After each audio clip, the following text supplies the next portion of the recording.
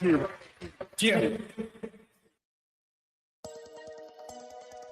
to a pivotal moment in the world of podcast as we proudly present the Men's Mental Health Show featuring the renowned Larry Mabry in collaboration with the Maassen Group. This essential exploration of men's mental health wouldn't be possible without the invaluable support of RainerAvenueRadio.world.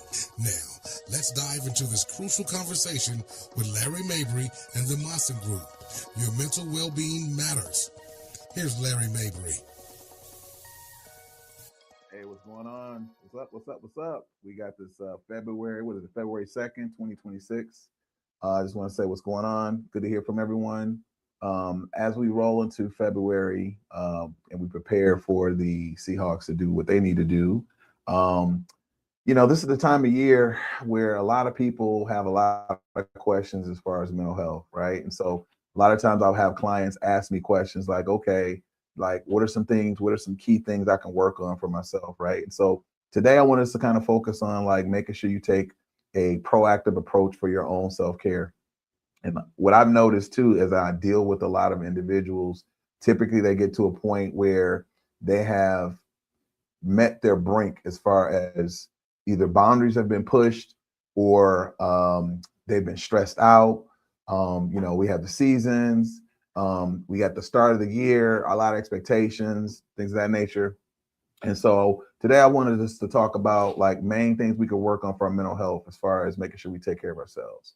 And so as we look at it, we want to make sure we show up for ourselves. And so sometimes we take that for granted. And so what does that look like? Well, it makes sure you do things like this. You want to make sure you build a positive relationship with yourself. You might say, well, what do you mean? Well, let's talk about that. A lot of times I'll have clients and they'll typically come to me when they're at the lowest point, right? And either I would say a family member have suggested that they come to me. Usually it's like a mother or girlfriend or significant other, or it'll be a situation where the person has enough wherewithal within themselves where they'll reach out and they'll just say, you know what, I'm at my lowest point. I need to talk to somebody, and then we'll have that conversation. And so a lot of times, the biggest thing I notice with those individuals is, first of all, I want to say thank you, right? If you're in that space, you need that position, I want to say thank you. It takes a lot to just say, you know what, you're raising your hand, you're saying, hey, I need help. And so I think that should be celebrated because that's the first step that you're taking towards yourself. And so I want to say congratulations for that. So usually I'll say that. Second thing is, I'll hear them out and say, hey, what's going on? They'll kind of tell me. And like I said, they're at a point where they're kind of broken or they're feeling broken or their spirit is broken. And I said, what are some things? And usually there's a scenario or situation where either someone took advantage of them or a situation where they're going through a challenge at their job or they're going through a challenge with their wife or a significant other or just within themselves, right? Situations where people are working hard, but then they're realizing that, their spouse is not really seeing who they are, right? Or they're working at a job, making a lot of money, but they're not feeling like they're feeling fulfilled, right? A lot of scenarios like that. And it always breaks down to one big thing that I think that we take for granted. And the question is, who are you really, right? Like a lot of times, we leave our household and, we have this, I like to say the Superman vest that we wear on our cape that we put on, and we go out and we tackle the world and, we're able to leap tall buildings and handle these challenges or whatever. But at the end of the day, like, who's taking care of you, right? And you have to be Superman to yourself. And so let's talk about that. And in these scenarios, I'll ask them, okay, so what's really going on? And I would say in the 15 minutes into the conversation, they're like, you know what? I realized that, I haven't really taken care of myself. And I said, well, let's talk about that, right? And all of a sudden I started to see the light start to come on, right? And so it's beautiful in the first situation, right? And then typically like we'll continue on and we'll go, but sometimes every once in a while, I'll notice as I talk to individuals and they're starting to kind of get their sea legs, so to speak, as far as their confidence, a couple things start to happen. They have choices. Either they go back to the scenario they were, or they go deeper and their life usually change. And so my question is for you, where do you want to be, right? And at the end of the day, there's always choices, right? And I like to tell people the story. For that, there's a book for those people that may have checked it out. It's the author, his name is Robert Kiyosaki. It's called Rich Dad, Poor Dad. Very powerful book. I read that book. It changed my life. But what's really powerful about that book is he talks about having two dads. And I'm going to share a little bit of that story with me. So for those people that's been following me, I have two dads. Well, one of my dads passed away, but growing up, I had two dads. Um, when I was 5, my real dad kind of rolled out, and then my stepdad came on board, and he was pretty much around me for 47 years. He married my mom. But what was really interesting was, as an African American male in Detroit, it was cool to see like the, how do I say this? The contrast. Now, what's really interesting is growing up, I didn't realize it, right? But my real dad, he made some choices that he ended up in jail, out of jail. He had some mental health challenges. He did the best he could, right? But when I was growing up, I didn't really know that. And then my stepdad, he basically was there. He committed to my mom. They went through some challenges, but what I really respected about him was he really instituted a lot of values. And so I kind of had this contrast with that book, Rich Dad, Poor Dad, because if you follow that book, Robert Kiyosaki talked about his two dads, and one of his dads was a multimillionaire. And the other dad was a teacher, or it's like a superintendent. And he talked about like the skill sets that he learned to become a millionaire. And so for me, I was able to kind of take those types of principles and apply it to my life. And so here it is now. I would say I have $1 million in terms of, like, I would say, knowledge, wisdom. Okay.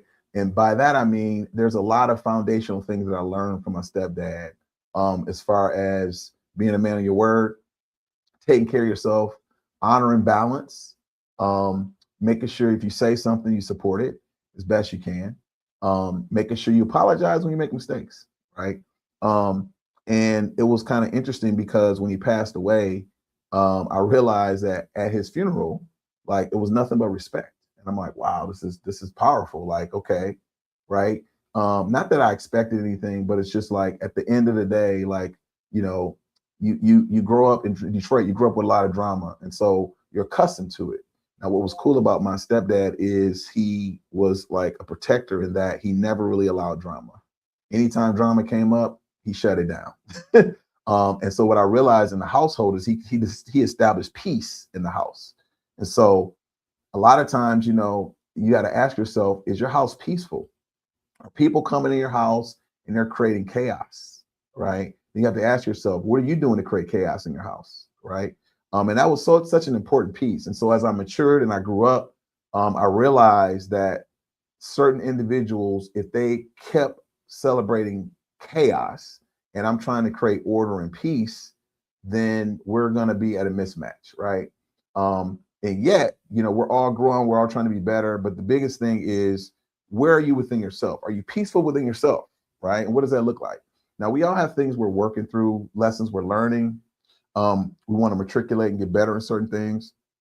And my question to you is, what area of improvement can you do to create more peace in your life? And that starts with mental health, right? So every day, what are you doing to make sure that you show peaceful type of situations? That means that if you're peaceful within, that means that your finances should be peaceful, your relationships should be peaceful, how you interact within the world should be peaceful, but it starts from the inside out. And so that's why, for me, I feel like mental health is key because no one really in our community talks about that. And even when I would communicate with a lot of my clients, the first thing was like, oh, I don't want to see, psychologist. I don't want to see a counselor and that type of thing. And I'm like, we're just two brothers having a conversation, right? Because there's a stigma behind talking to somebody to improve. But what's really interesting, though, is raise your hand if you ever had a coach. Okay, so it's not a problem to have a coach to help you get better in the sport. However, if you have somebody who is emotionally more intelligent, who has certain skill sets to help you, all of a sudden we feel triggered. And so I wanted to kind of talk about that because I feel like in our community, especially as African American men, sometimes we're not really being honest with ourselves, right? And it's unfortunate because I realized, even though my stepdad passed away, yes, there were some challenges that we had to overcome. But what I also realized is he had a lot more emotional intelligence. Was he perfect? No. But I would say that the foundation of things, he really made sure that he did not budge on. He worked hard, he played hard, he made sure he demonstrated love through his actions. If ever I reached out to him and need something, boom, he would respond immediately. Stepdad was that dude, right? My dad, not so much. And I had to kind of go through some things as far as growth with that, right? Get over judgment, not judging him, not judging myself. I'm at a point now where I'm kind of supporting my dad, and I have to forgive myself and forgive him. And I realized that a lot of that challenge was because of what he was giving, right? He basically had to defend himself. And I'm sharing this because I feel like sometimes we don't really know people's past, right? We see them in situations, but we don't really understand what they've gone through. And so if they're not taught certain types of things, and how would they know? Um, and I realized for me, I ended up going to college, a lot of education.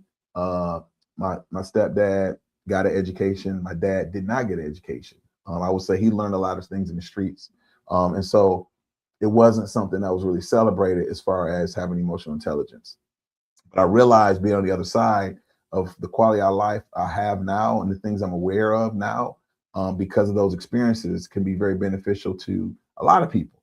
And so I'm sharing that because as I started to heal myself, I realized, yo, man, you might want to try this. And as I communicated with a lot of clients, I started seeing some success where people started changing their lives. Is it easy? No, but let's keep it a buck, right? Being African American male out here in these streets ain't easy anyway. The way I looked at it was, okay, so we could do something different, right, to change and create a different reality, or not. But I wanted to get that experience, so I knew kind of which way I wanted to go, right? And so the biggest thing I would suggest for you is to make sure that you do something to kind of help yourself mentally, right? What does that look like? It could be self affirmation. It could be making sure you do some stuff for yourself. If it's drawing, if it's going for a walk, if it's working out, if it's cooking, celebrating yourself, and I think a lot of times, we have a lot of skills, a lot of like talents that we have, and a lot of people see these talents and we may use them for sports or use them for different athletic abilities, and that's beautiful. But then, like, when do we do it for ourselves, right? Just really get caught up with it. Um, for those people that's paying attention, I've been really working on cooking lately, and I've noticed since I started cooking for myself that I've been feeling better because I've been ordering organic food, eating a lot better. And I noticed just yesterday I was cooking and I just felt inspired, so I'll just play some music, start dancing around the food. Right? For some reason, the food tastes that much better. I don't know if because I put joy in the food or whatever. But my point is, practice giving yourself that joy, right? Practice giving yourself that excitement, right? Practice giving yourself that love, right? And what's going to happen is going to ooze out, and then other people want to be part of that, right? So really, really important for that. So, but you got to show up for yourself. Really simple. So show up for yourself, for your mind, your body, and your spirit. Okay. First thing you want to do an assessment on yourself. And if you're interested, you can reach out to me on the Maassen Group 1@gmail.com. Reach out. I can do an assessment. We'll kind of go through some things, like a little temperature check, to make sure everything's cool. Very, very important to do a self-assessment. Why? Well, we'll be able to check out as far as how you feel, as far as your body signaling, your thoughts, emotional loops. See if you're present. Notice some blocks that you got to need to work through. Some things that you might need to challenge about yourself that you may not know. If you have a car, raise your hand. So the car's not running rough or running a little rough, what do? You take it, get an oil change, a tune up. But the question is, when have you gotten a tune up for yourself, right? Other than when we go to the hospital when something's wrong, but usually there are certain telltale signs that we weren't paying attention to.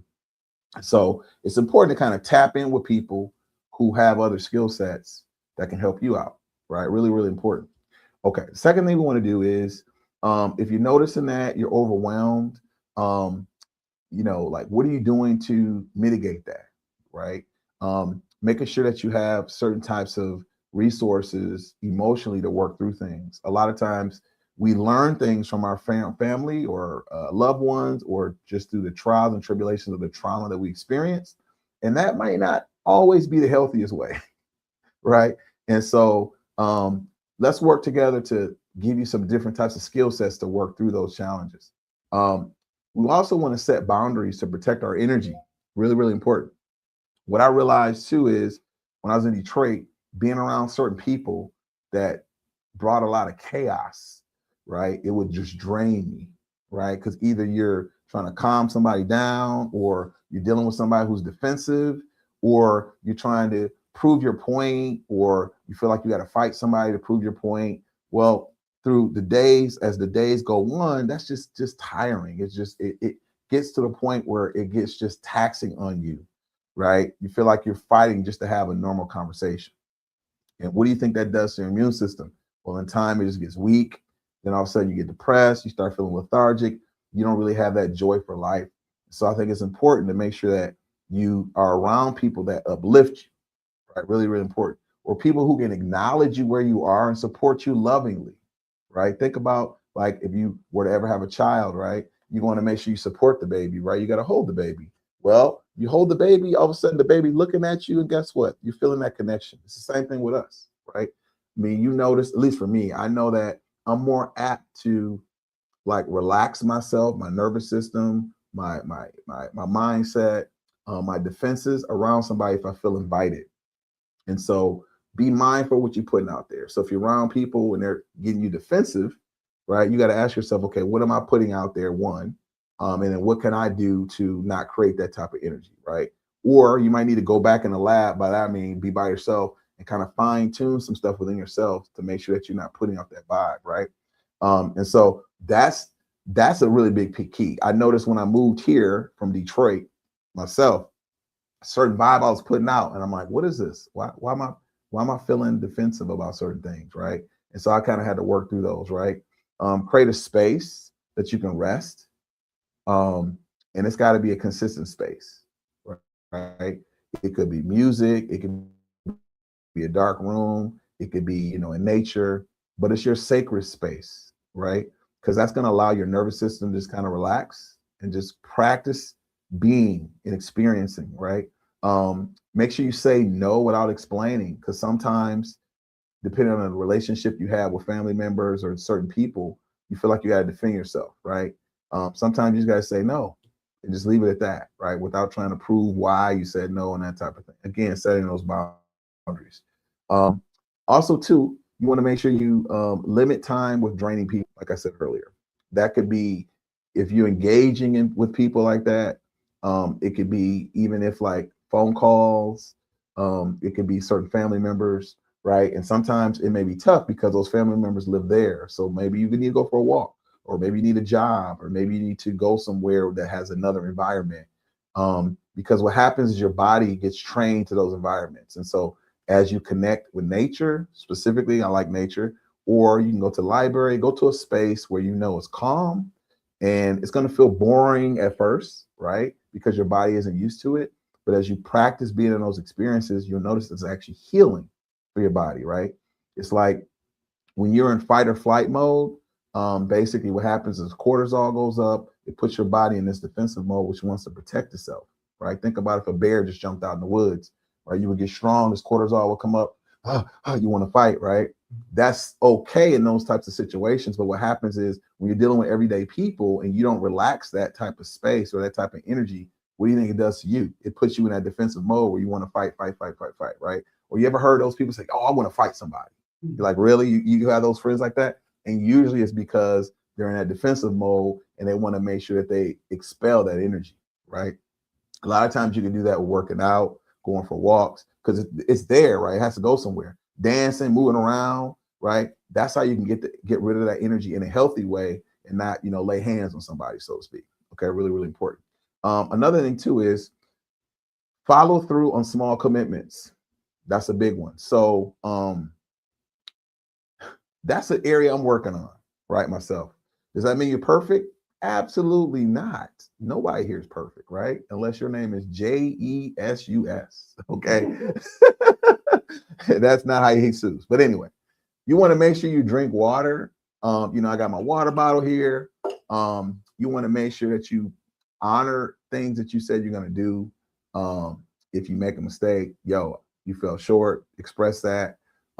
Sometimes you got to put your phone down at night, put it down so you're not dealing with the EMF in your face or in your energy all the time. Let your body just kind of relax. Very, very important. Sometimes you got to, refrain from those emails all the time, right? A lot of times we get notifications, bling, bling, bling, and we're constantly on the phone, right? That's putting us in our fight or flight mode, right? So it's important to kind of back off sometimes, right? And sometimes you got to tell people, hey, I won't be available from 12 to 1, right? And it could be lunch. Maybe you're eating lunch from 12 to 12:30, but maybe you need some wind down time from 12:30 to 1, right? And so maybe tell people, hey, I won't be available from 12 to 1, so that you're giving yourself that time. Maybe you got to go to the restroom, giving yourself time to go to the bathroom, right? Sometimes we got to pencil that in, right? Depending on our schedule, right? Really, really important. But as you do more of those things, what happens is you start to signal to the universe that, hey, you're taking care of yourself. So what happens is you put out a signal, and guess what happens? The universe starts to take care of you, right? So just like I said earlier with that analogy of holding that baby, well, imagine the universe being these arms, cradling you, holding you, right? And the universe wants to do that. Think about how many days you go around taking in that prana, right? Taking in that air. Well, that comes from the universe. And so as you connect with the universe and you spend more time honoring you within the universe, guess what? The universe is going to cradle you and support you too. But you have to be in alignment and balance with the universe. Okay, really, really important. And I didn't realize that till I got a little bit older, right? So I just want to share that. Also, to speak to yourself. At times, people make mistakes. Raise your hand if you make mistakes. Okay. A lot of times, I notice with a lot of my clients, I have to be mindful of what they say about themselves. See, what's really interesting is when you say something, you're listening to that. By that, I mean your subconscious is listening to that. And so if you say some things that are negative about yourself, your subconscious believes that, right?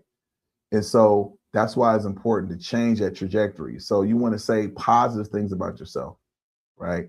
Or if you're noticing that you're saying certain things about yourself, you have to ask yourself, why am I saying that? Really, really important.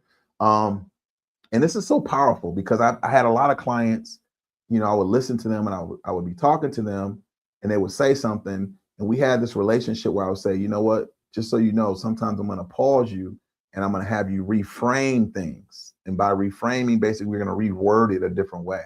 And usually they're like, man, Larry, you know what? You're right. I should be more mindful of what I'm saying. And sometimes we do it subconsciously. We don't even think about it. We're so used to doing it, but our subconscious is on automatic. And so it's important to make sure we go, skirt, wait. That's not really what I believe about myself. Let me say positive things about myself, right? So let's say you're overweight. You might say, you know what? I'm working on getting better. I'm working on eating healthier, right? I'm going to, even if it's like, okay, rather than getting a pop, now you get water. You're in the right direction, right? Because water doesn't have calories in it. Then you say, okay, you know what? Excuse me. Now what I'm going to do is I'm going to start putting a little bit of lemon in there now. All my waters. If you did that for a year, you would guarantee, and you ate the same thing you had, guess what? You would lose weight. Why? Because you have so many calories that you get in the pops. And the fact that you made that one change and say, okay, I'm going to drink water with lemon in it, boom, you'll lose weight. Okay. That's so powerful. Imagine one thing a year that you really were adamant about focusing on and changing your whole trajectory, right? It's not so hard when you look at it from that point of view, right?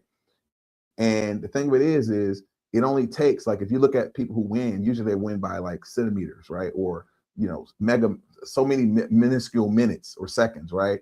And it's those little times that break like barriers. It's because of those efforts, right? But they put in all those energy efforts to change to become the fastest or that type of thing. So I want you guys to think about that moving forward. What's one thing that you guys can change and you commit to it as we're in 2026, right? Commit to that one thing. Okay. Reach out, let me know. Hey, I'm going to commit to this, right? And we'll do what we can to support you. Okay. Yeah, I'll just reach out. Hey, what's up? I'm going to commit to this, right? Yeah, feel free to reach out to me on IG. Would love to connect with you guys. A lot of times I'll do some different things on there. I was thinking about doing something for Black History Month. But make sure you guys tap in before we transition here. Make sure you guys go to Call to Conscience. Museum is back for 2026 here in February. So it's going to be open February 14th. So you want to go to Call to conscience.world for details, for times and tickets. Man, it's pretty cool. A lot of real cool history here in Washington that you guys might want to check out. You also want to help us make better shows. So you want to donate today on Venmo at Rainier Avenue Radio or rainieravenueradio.world/donate. Make sure you guys reach out. I appreciate those 5,000 people that's been reaching out every single week. I appreciate you guys showing some love. Awesome for that. Also, too, let us know what we should do for Black History Month. I'm curious to see your ideas, for mental health, right? What are some things that we need to focus on for mental health for Black History Month? I'd love to hear your feedback. Also, make sure you guys tap in for Better Together, Living Powerfully. For Dr. Tracy Harrell, she'll be on from 6 to 7. Make sure you guys show some love to her. And again, just want to say thank you guys so much for your support. Appreciate those people chiming in every week. Those 5,000 people saying, yo, what's up? Appreciate that. And just let me know, what do you guys want to do next week, for Black History Month? So we got about 26 more days. A lot of powerful things that we can connect to with Black History Month. Make sure you guys keep your mental nice and on point, nice and clean for 2026. Okay, guys, without further ado, I'm going to say peace. Wish you guys the best. And I'll see you guys next week. Deuces.